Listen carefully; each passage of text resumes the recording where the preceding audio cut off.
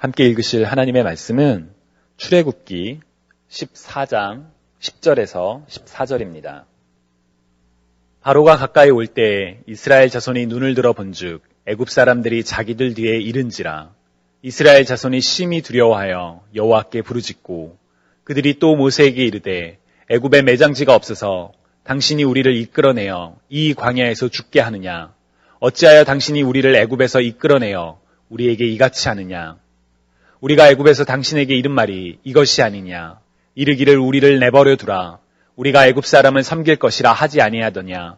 애굽 사람을 섬기는 것이 광야에서 죽는 것보다 낫겠노라. 모세가 백성에게 이르되 너희는 두려워하지 말고 가만히 서서 여호와께서 오늘 너희를 위하여 행하시는 구원을 보라. 너희가 오늘 본 애굽 사람을 영원히 다시 보지 아니하리라. 여호와께서 너희를 위하여 싸우시리니 너희는 가만히 있을지니라. 아멘. 빅픽처. 우리말로 직역하면 큰 그림이라는 뜻이지만 영어권에서 빅픽처는 어떤 지엽적인 순간이 아니라 장기적이고 그리고 포괄적인 시야를 의미합니다. 어떤 계획이나 혹은 전략을 세울 때 빅픽처를 그리는 것은 매우 중요합니다. 지금은 보이지 않아도 지금은 아무런 가능성이 없어 보이는 그런 것이라 할지라도 빅픽처를 가지고 접근하면 의미 없는 지금도 의미 있는 순간으로 바뀌는 것을 기대할 수가 있기 때문입니다. 개인적으로 저는 이 빅픽처라는 표현보다는 직소 퍼즐의 비유를 더 좋아합니다. 여러분 혹시 직소 퍼즐을 한번 맞춰보신 적이 있으신지요? 조각이 많으면 많을수록 직소 퍼즐을 맞추는 것은 쉽지가 않습니다. 그러나 직소 퍼즐을 맞힐 때의 묘미는 그 조각 하나만으로는 이것이 도대체 무슨 의미가 있는지, 어떤 그림이 되는지 도저히 알 수 없지만 그 조각들을 하나씩 놓다 보면 어느새 멋진 그림이 완성되어 간다는 것을 볼 수 있다는 점입니다. 저는 우리를 향한 하나님의 인도하심이 그 직소 퍼즐과 같다고 믿습니다. 지금 우리가 살아가는 이 순간들은 어찌 보면 실패 같고 어찌 보면 아무런 의미가 없는 것 같은데 우리가 보지 못하는 빅픽처를 보고 계시는 하나님의 관점에서는 어느 것 하나 무의미하지 않기 때문입니다. 주님이 사랑하시는 여러분, 하나님께서 우리의 인생을 통해 완성하실 빅픽처를 믿고 신뢰하며 나아가는 우리가 되기를 소망합니다.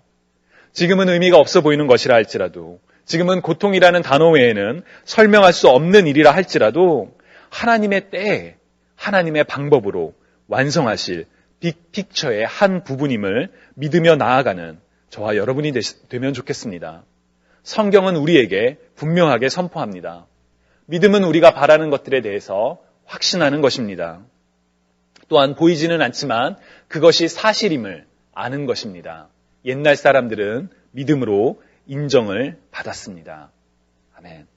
오늘 우리가 읽은 본문은 하나님께서 그리신 빅픽처가 어떻게 하나님의 사람들에게 인식되고 그리고 실현되어 가는지를 그 과정을 보여주는 본문입니다. 오늘 출애굽기 14장 말씀을 통해 우리 인생 가운데에서도 하나님의 빅픽처, 곧 구원을 보는 저와 여러분이 되시기를 주님의 이름으로 축원합니다.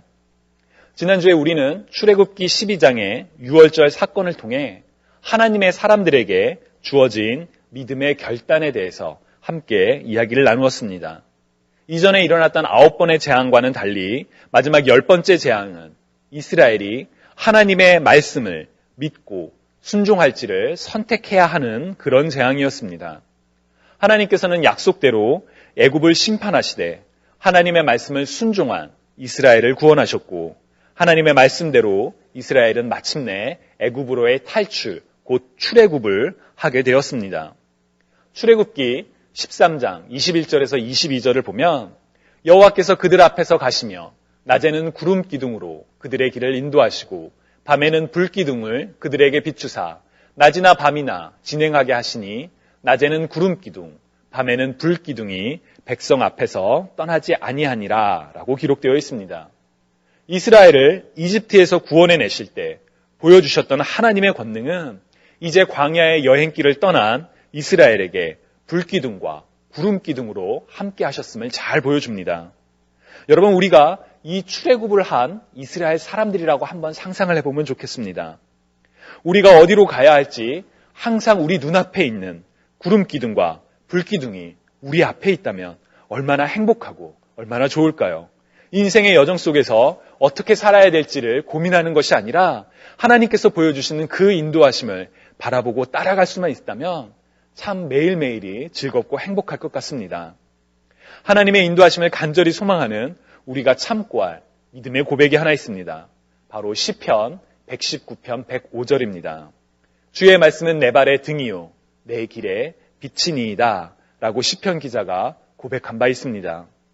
우리 눈에 비록 불기둥과 구름기둥은 보이지 않는다 할지라도 우리에게 주신 영원하신 하나님의 말씀을 가까이 하며 하나님의 말씀을 붙잡고 나아감으로 우리 또한 이 시편 기자처럼 하나님의 말씀이 우리가 걷는 길에 빛이요 등불이 된다라고 고백할 수 있는 저와 여러분이 되시기를 주님의 이름으로 축원합니다. 이처럼 불기둥과 구름기둥의 인도, 곧 하나님의 인도하심 속에서 광야로 나온 이스라엘에게 첫 시련이 닥칩니다. 그런데 그 시련은 사실 하나님의 의도된, 계획된 시련이었습니다. 출애굽기 14장 2절을 보면 이스라엘 자손에게 명령하여 돌이켜 바다와 믹돌 사이에 비하히롯 곧 바알스본 맞은편 바닷가에 장막을 치게 하라 라고 하나님께서 모세에게 말씀하셨습니다.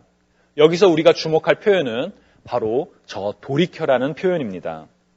하나님께서는 이집트를 떠나 약속의 땅으로 향하던 이스라엘 민족이 돌이킬 것을 명령하셨습니다. 돌아가라는 것이지요.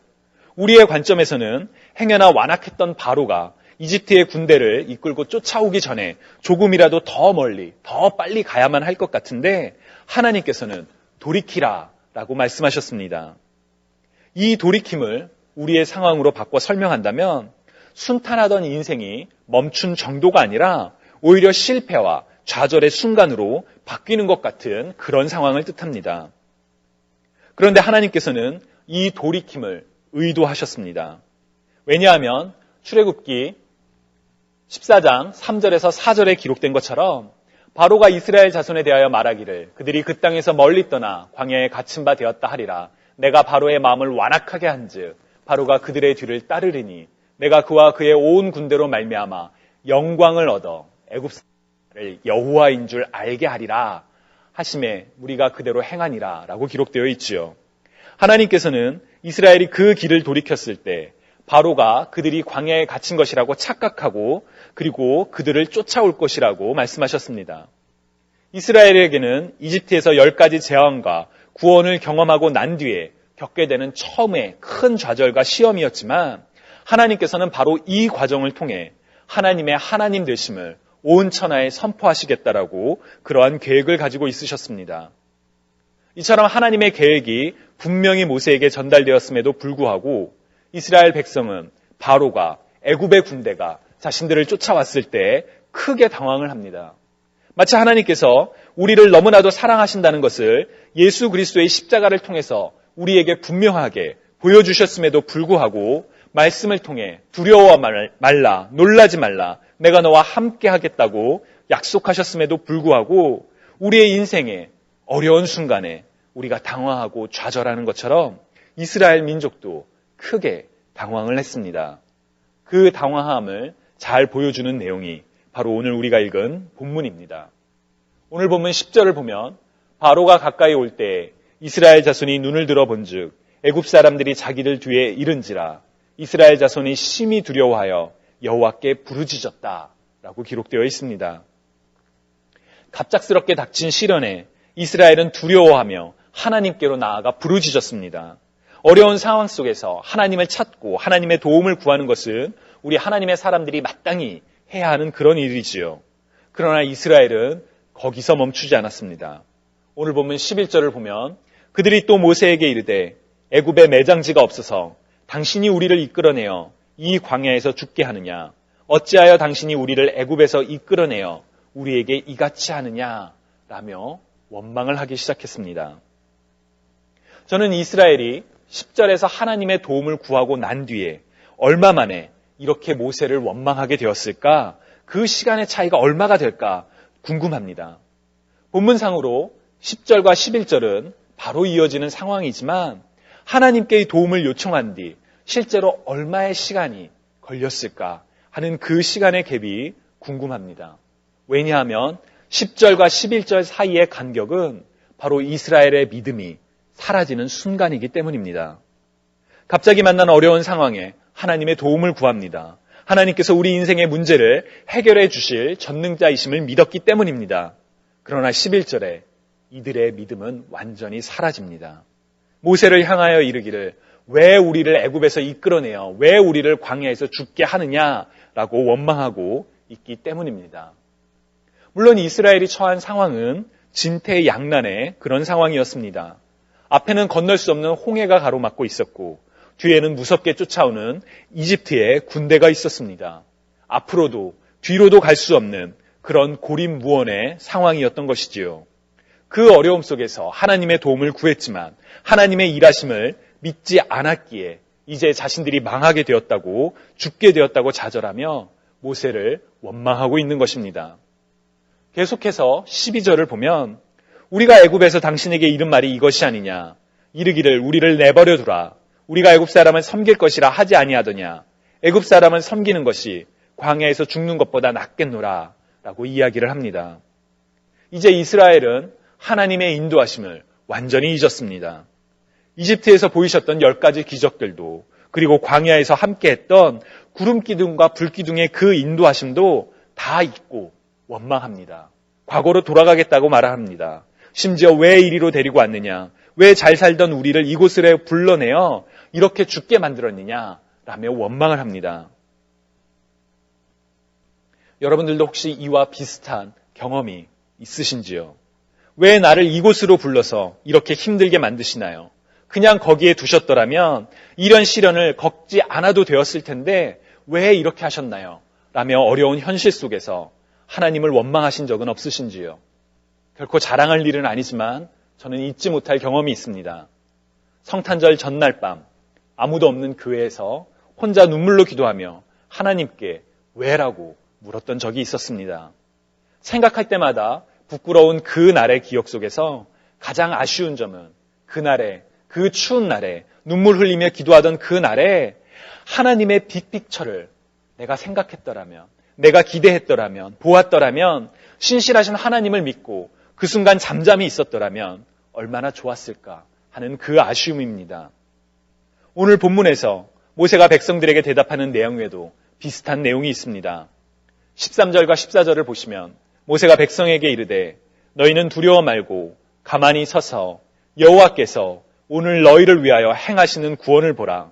너희가 오늘 본 애굽 사람은 영원히 다시 보지 아니하리라. 여호와께서 너희를 위하여 싸우시리니 너희는 가만히 있을지어다. 아멘. 모세는 이야기합니다. 두려움에 사로잡혀 믿음을 팽겨치고 원망의 절규를 내뱉는 그들을 향해 두려워 말라. 가만히 서서 여호와께서 오늘 너희를 위하여 행하시는 구원을 보라. 가만히 있으라. 사실 이 표현이 많은 분들께 거부감을 주리라 생각합니다. 배가 기울고 물이 차오르는 그 상황에 가만히 있으라는 그 말로 인해 너무나도 끔찍한 그런 일이 일어났다는 것을 알고 있는 우리들에게 가만히 있으라는 말은 받아들이기 힘든 말입니다. 아니 그러한 끔찍한 기억이 없다 할지라도 지금 당장 고통 중에 있는 사람에게 가만히 있으라라는 말은 받아들이기 하기도 쉽지 않은 그런 표현입니다. 이 어려움을 해결하기 위해 무언가를 해야만 한다는 것이 당연하다라고 생각하기에 더더욱 가만히 있으라는 표현은 받아들일 수가 없습니다. 그러나 우리가 주목할 부분은 누가 우리에게 가만히 있으라라고 이야기하고 있냐는 것입니다. 우리의 문제를 해결할 수 없는 존재가 가만히 있으라라고 말한다면 우리는 가만히 있어서는 안 됩니다. 오히려 지금은 가만히 있을 때가 아니라 오히려 행동하며 저항하는 것이 맞습니다. 그러나 우리의 문제를 완전히 해결할 수 있는 분께서 우리가 보지 못하는 빅픽처를 보고 계신 분께서 가만히 있으라라고 말씀하신다면 상황은 전혀 달라집니다. 이전까지는 사느냐 죽느냐 혹은 이 상황을 어떻게 해결하느냐야의 문제였다면 이제는 믿음의 문제가 되는 것이기 때문입니다. 하나님을 온전히 신뢰하며 하나님의 말씀을 순종할 것인지 아니면 내 생각, 내 판단대로 두려워하며 좌절하며 하나님을 불신할지에 문제가 되는 것이기 때문입니다. 모세는 분명하게 이야기합니다. 두려워 말라. 가만히 서서 여호와께서 오늘 너희를 위하여 행하시는 구원을 보라. 어떤 분들께서는 아니 그래도 가만히 있는 것은 너무 수동적인 것이 아닌가요? 무언가를 행해야만 하지 않냐라고 물으실지도 모르겠습니다. 맞습니다. 가만히 있어서는 안 됩니다. 모세가 내린 명령도 가만히 있으라는 수동적인 명령이 아니었습니다. 모세는 두려움에 사로잡혀 원망을 뱉고 있는 이스라엘에게 한 명령은 가만히 있으라가 끝이 아니라 가만히 서서 여호와께서 오늘 너희를 행하시는 구원을 보라라는 것이었습니다. 수동적으로 아무것도 안 하는 것이 아니라 지금 우리를 고통 속에서 건지시는 하나님을 하나님께서 행하시는 구원을 보라라는 능동적인 명령이었습니다. 주님이 사랑하시는 여러분, 두려워 말고 가만히 서서 오늘 우리 하나님께서 우리를 향하여 우리를 위하여 행하시는 구원을 바라보시기 바랍니다. 지금 당장은 아무것도 보이지 않을 수도 있습니다. 믿음의 눈으로 상황을 보기에는 너무나도 절망스럽고 너무나도 급박하여 어떤 소망을 품고 사는 것 자체가 어려울 수도 있습니다. 그러나 우리의 눈에는 보이지 않는 빅픽처를 그리고 계신 하나님을 믿기를 원합니다. 우리를 너무나도 사랑하사 우리의 죄를 해결하기 위해서 독생자 예수 그리스도도 아끼지 않으셨던 바로 그 하나님의 사랑을 굳게 믿으시는 저와 여러분이 되시기를 소망합니다. 이스라엘 백성들은 하나님의 구원을 보았을까요? 고통 속에서 절규하던 그들은 그들을 위해 싸우시는 하나님을 보았을까요? 네, 분명히 보았습니다. 성경은 하나님께서 고통 속에서 절규하던 이스라엘 백성들을 구원하셨음을 분명하게 기록하고 있습니다. 하나님의 빅픽처는 이스라엘의 구원을 넘어서 하나님의 하나님 되심을 이 땅에 선포하시는 것이었습니다. 저는 하나님께서 지금도 동일하게 우리를 향한 하나님의 빅픽처를 그리고 계시리라 믿습니다. 지금은 이 삶의 순간이, 이 고통이 당황스럽기만 하고 이해할 수 없고 조금의 희망도 보이진 않지만 이 일을 통해 우리가 살아가는 이 시대에 선포될 하나님의 빅픽처를, 하나님의 구원을, 하나님의 전능하심을 믿으며 나아가는 저와 여러분이 되시기를 주님의 이름으로 간절히 축원합니다.